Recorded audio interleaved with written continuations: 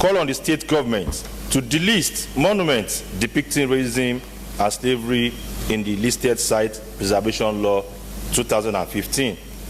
This House notes the gruesome killing on Monday, 25th May 2020 at Minneapolis, Minnesota, United States of America, of a black man, George Floyd, 46-year-old, by a white police officer named Derek Chauvin, who suffocated him to death by kneeling on his neck for nearly 9 minutes, despite his plea of "I can't breathe."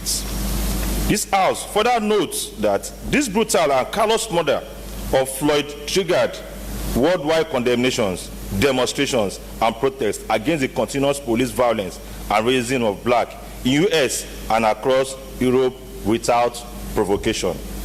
This House is aware that these protests further drew attention to the reality of systematic racism, oppression, and domination of blacks by whites in spite of abolition of vexatious slave trade and related activities since the 18th century.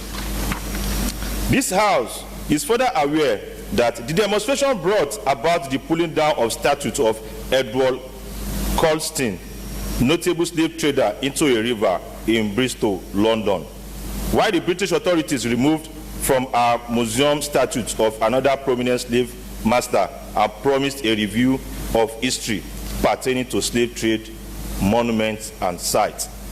This House is aware of the enactment of the listed site preservation law, Cap L 86 Volume 1, Laws of Lagos State 2015, aimed at preservation, protection, and restoration of historical properties in the state. And this House observes the need to review aspects of the law relating to the slave trade in order to correct erroneous impression of colonial masters' superiority and condescension.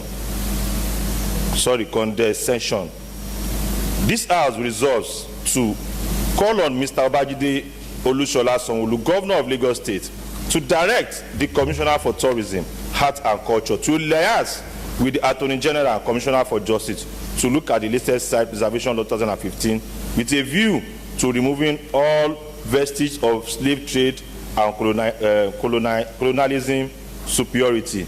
I so move. Honorable Jude.